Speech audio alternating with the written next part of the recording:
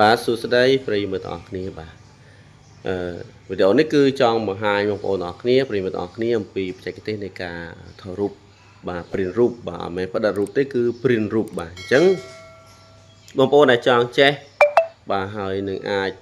ធ្វើការងារនេះនៅផ្ទះអាចរកចំណូលបានបន្តិចបន្តួចបាទបន្តបន្សំណាបាទអញ្ចឹងខ្ញុំមានបច្ចេកទេសចែកជូនបងប្អូនទាំងអស់គ្នាបាទអញ្ចឹងថាតើការថតរូបព្រីនរូបនេះយើងត្រូវមានឧបករណ៍អីខ្លះបងប្អូនមើលទាំងអស់គ្នាបាទអញ្ចឹងនៅអ្វីដែលប្រិយមិត្តបានឃើញទាំងអស់គ្នានេះបាទនេះគឺជាកាមេរ៉ាបាទកាមេរ៉ាទិញបងប្អូនមានលុយទិញថ្មីទៅខ្ញុំទិញមកតាក់ទេបាទម៉ាកដែលខ្ញុំប្រើគឺ Nikon បាទ Nikon ហ្នឹងបាទហើយបន្តមកយើងមាន card reader បងប្អូនណាមាន printer បាទ printer ខ្ញុំប្រើ Epson បងប្អូនប្រើម៉ាកអីដែលស្រួលមានកុំព្យូទ័របាទកុំព្យូទ័រនេះគឺជាកុំព្យូទ័រដែលយើងរៀបប្រភេទសម្រាប់យកធ្វើការព្រីនរូបតែម្ដងបាទអញ្ចឹងដើម្បីពិនិត្យមើលថាតើព្រីនរូបយើងធ្វើប្រើបែបម៉េចខ្លះខ្ញុំប្រើងាយដើម្បីអស់លុយតិចយើងអត់សូវមានលុយដូចគេទេអញ្ចឹងបងប្អូនមើលនៅកន្លែងនេះបាទសម្រាប់កុំព្យូទ័រដែលខ្ញុំបានប្រើប្រាស់នេះគឺទី1 RAM 8GB Core i3 បាទគឺ Core i3 2120ទេបាទមានថាវាស៊េរីចាស់ដែរទេមិនមែនស៊េរីខ្ពស់អីទេ Graphic card គឺ VGA ដាច់បាទ VGA ដាច់ 2GB ហើយនឹង storage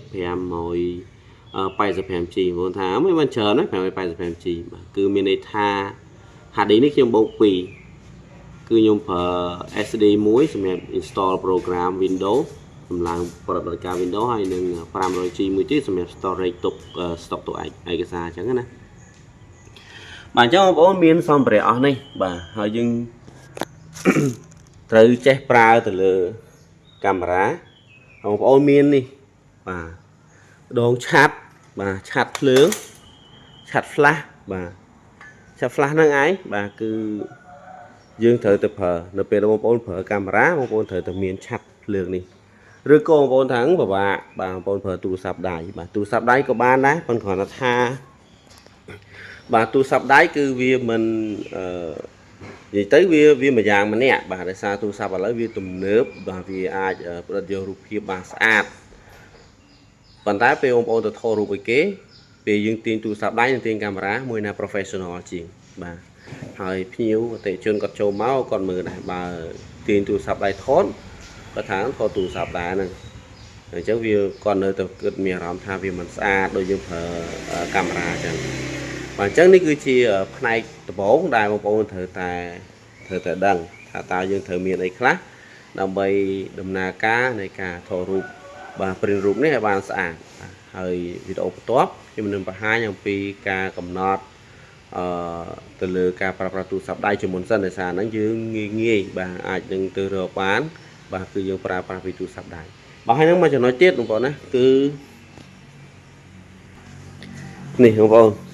ផ្ទៃខៀវនេះគឺជា background បងប្អូនយកទៅដល់ចងនៅលើបដា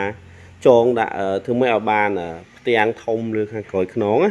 បាទនេះគឺជាសម្ភារៈយើងត្រូវមានបាទនៅក្នុងការ